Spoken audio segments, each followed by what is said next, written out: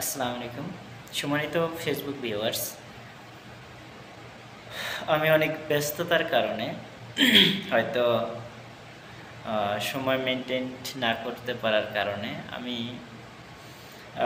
সেরকম লাইভ আসতে পারি না। দেশে থাকতে যতটা ফ্রি সময়, স্বাধীন সময় কাটাইতাম, ঠিক ততটাই ব্যস্ততা বা ততটাই সময় সংকটে পড়তে হয়েছে এখানে আসার পর থেকে। তো অনেকেই ফেসবুকে কমেন্ট করেন কিংবা মেসেঞ্জার ইনবক্স করেন যে মহসিন ভাই কি আঙ্কেল হুট করে বিদেশ চলে গেলেন বা বিদেশ চলে গেলেন কেন, এরকম একটা প্রশ্ন। আবার হচ্ছে আমিও বিদেশ যেতে চাই বা আমিও বিদেশ অনেকে পাঠাতে চাই। তে রেস্টুরেন্ট ভিসাটা কেমন বা রেস্টুরেন্টের জব কেমন সৌদি আরবে, তাদের উদ্দেশ্যে আমার বলা বা তাদের উদ্দেশ্যে ভিডিওটা যে আমি যেহেতু লাইফে ওইরকম সময় দিতে পারতেছি না বা সময় মেনটেন্স হচ্ছে না, বাংলাদেশি টাইম সৌদির টাইম 3 আওয়ার্স ডিফারেন্স। এখন কথা হচ্ছে যে তাদের উদ্দেশ্যে আমি অনুরোধ করব যে কোনো রকম রেস্টুরেন্টের জবে যেন অ্যাপ্লাই না করে কেউ, বা নতুন এমপ্লয়ি হয়ে যেন কোনো রেস্টুরেন্টে না আসে। অ্যাকচুয়ালি ফেমাস রেস্টুরেন্টের জন্য আর কি, যদি নতুন হয় কিংবা ছোটোখাটো কোনো শপ হয়, বাকালা হয়, no problem. But famous restaurant যেমন KFC, McDonald, Kudu restaurant, Albaik, it is too much busy, too much work, but salary not too much, little salary, আর যে পরিমাণ প্যারা,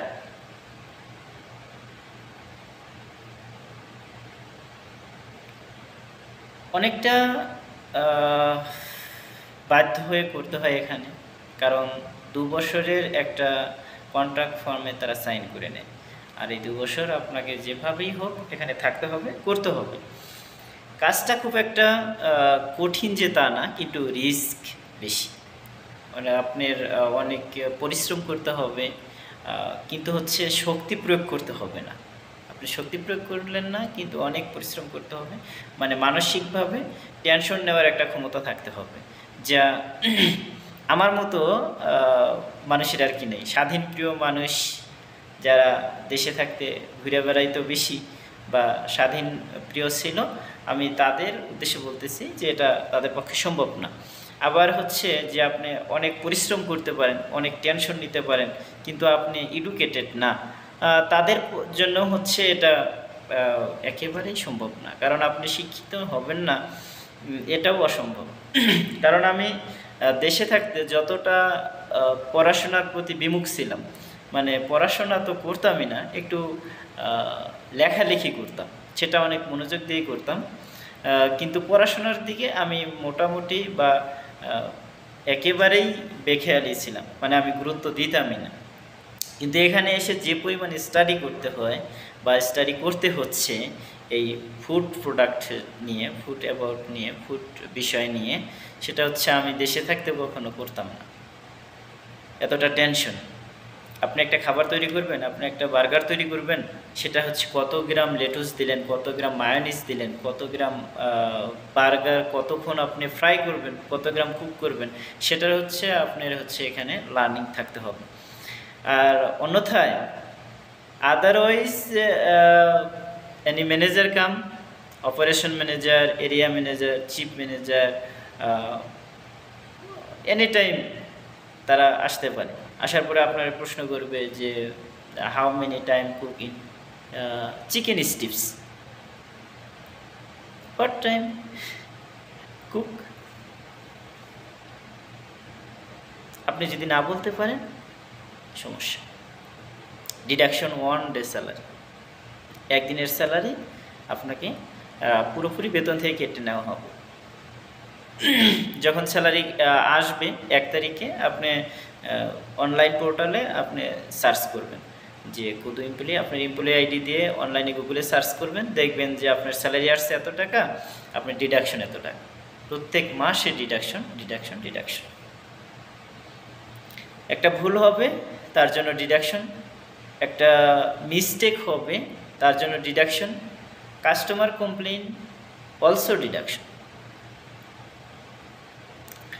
আপনি গাফিলাতি করবেন,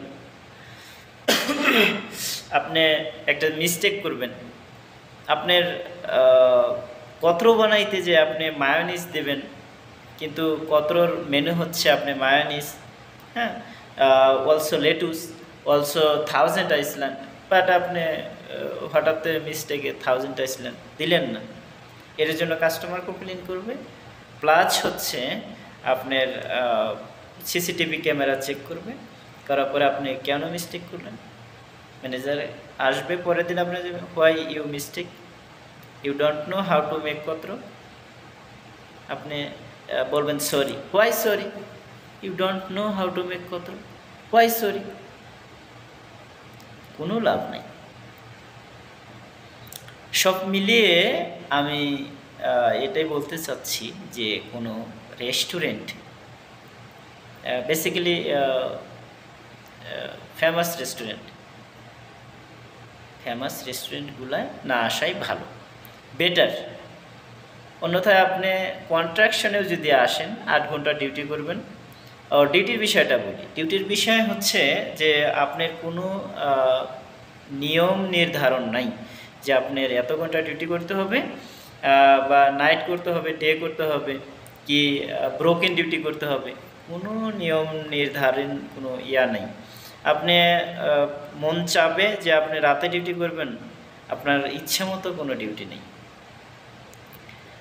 আপনাকে শিফট ম্যানেজার তার ইচ্ছা মতো ডিউটি দেবে, তার মন চাইলে আপনার 4 ঘন্টা ডিউটি দেবে, 1টা থেকে 4টা আপনি আয়সা পড়লেন, আবার হচ্ছে পরে হচ্ছে আবার দেবে হচ্ছে 6টার থেকে ডিউটি, মানে 2 ঘন্টা, অনলি 2 আওয়ার্স রেস্ট।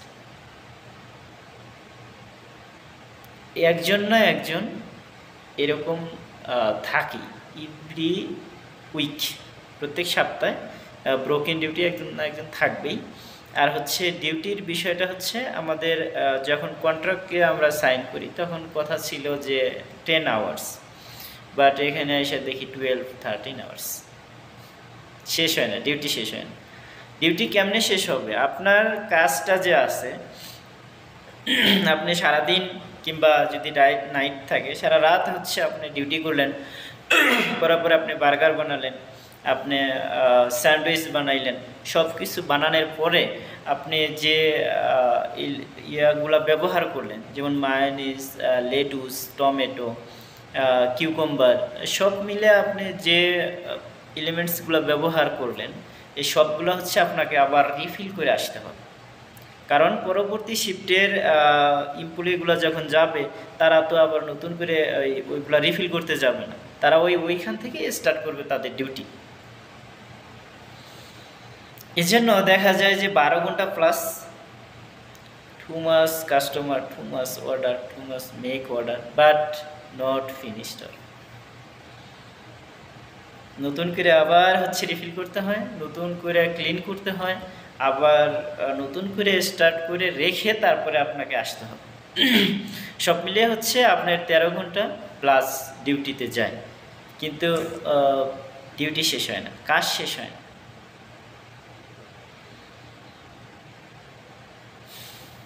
সব মিলিয়ে যারা বিদেশ আসতে চাচ্ছেন, তো আমি মনে করি যে ওই কবির ভাষায় বলতে হয় যে উই পোকার পাখা গজায় মরিবার তরে, বিদেশ না আসাই ভালো।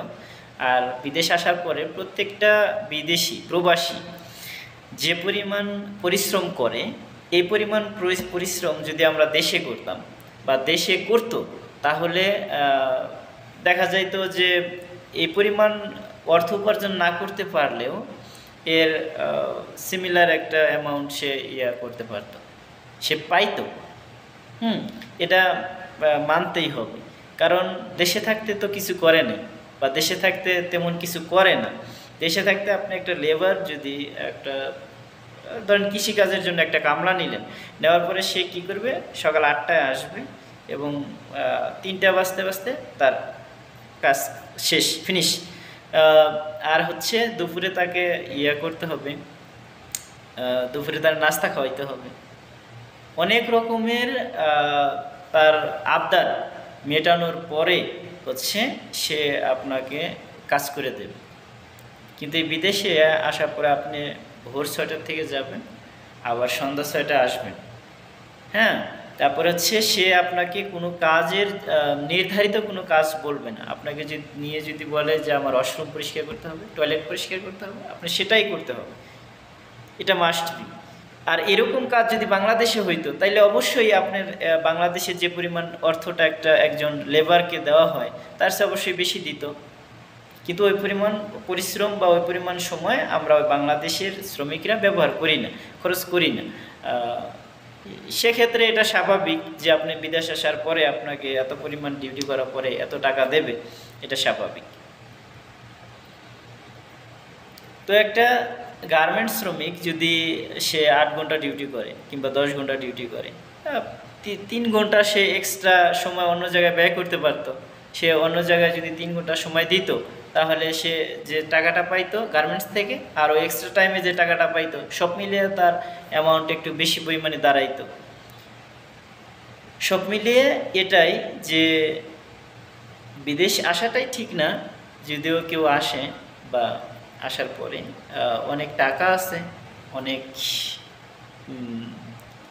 ভালো মানের স্ট্যাটাস আছে, কিন্তু মূলত শান্তি নেই। এরকম একটা মানসিক টেনশন বা এরকম একটা নিয়ে সারাক্ষণ থাকতে হয়, স্পেশালি যারা রেস্টুরেন্টে করে, জব করে, তাদের উদ্দেশ্যে। এজন্য বলবো যারা বিদেশ আসতে চাচ্ছেন বা আসবেন বা আসছেন, তারা তো তাদের আর বলতে হবে না, তারা এমনিতেই জানেন, কিন্তু যারা আসবেন তাদের উদ্দেশ্যে রেস্টুরেন্ট অ্যাভয়েড করবেন, রেস্টুরেন্ট অ্যাভয়েড করবেন, রেস্টুরেন্ট অ্যাভয়েড করবেন।